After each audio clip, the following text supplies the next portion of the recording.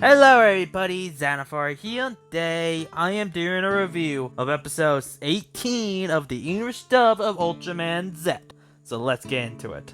Let's talk about the characters. Let's first talk about Haruki. Haruki has a pretty nice friendship with the girl he meets, until she starts freaking out and asking him to kill her, and then she disappears. And then Haruki realizes all the missing people, she was there. And he finds out she was being controlled, well, partially by the Xenoan. And Haruki struggles with defeating the Xenoan because he don't want to kill her. And I really love the scene when Haruki is visiting her, checking on her, making sure she's okay, pushing her around. You just see how much of a good person Haruki is. Haruki in this episode is really good. I really adore Haruki. Now let's talk about, I am pretty sure I'm gonna butcher this name, and I apologize for that. Kali? She is being controlled by a Kamu, and she is really nice. I really adored her friendship with Haruki. It's just really sweet to watch. And also, she's one of the few people who know Haruki's identity.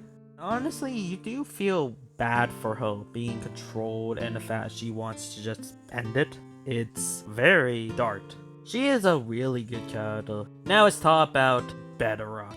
Betterot basically saves the day by separating Cowley. That is very cool. And Betterot, how he acts in this episode is so fun to watch.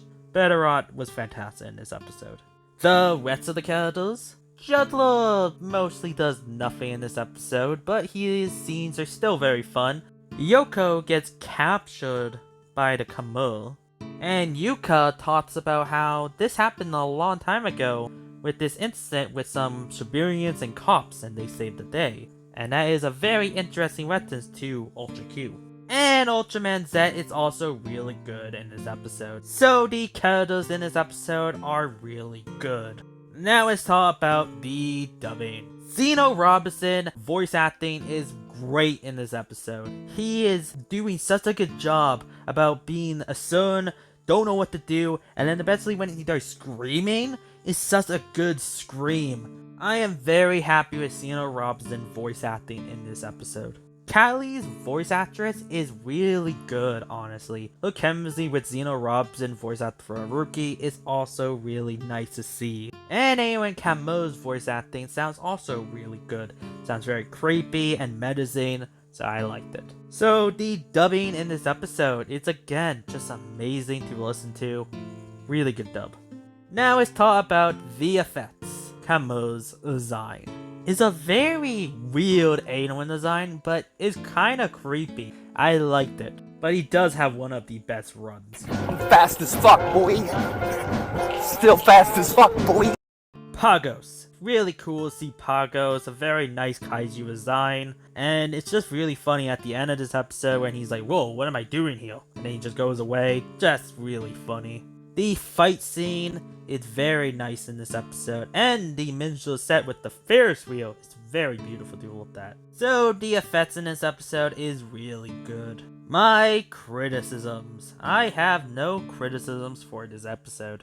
Now let's talk about what did I like about this episode. How this episode is a beautiful sequel to Ultra Q, episode 19. This episode has so many beautiful references to that episode. Like the plots are very similar. Well, with people disappearing in mysterious ways and they have to investigate. And, well, Aaron Kamu is the villain in both episodes. The Ferris wheel. The boat from 2020 appeals. This episode is just really cool. Honestly, I watched both of these episodes back to back since this episode is technically a sequel to this episode. That they even referenced the Ultra Q group in a way, and that is very cool. Honestly, it makes me curious. Is Ultraman Z's Ut? It's the same Ut from Ultra Q? I wonder. But yeah, that's something I thought was really cool, how this episode is a beautiful sequel to Ultra Q. What is my final thoughts for episode 18 of Ultraman Z? This episode is really good. I like this episode because it's, well, really dark. It has some really good character moments. It's just nice the fact that they reference Ultra Q, because I feel like that don't happen very often in Ultraman anymore. And it's just nice to see they reference a good show, Ultra Q, and a good episode of Ultra Q. Tell me down below what you think of this episode. Thank you for watching. Don't forget to leave a like, comment, and subscribe. Xanathar is out.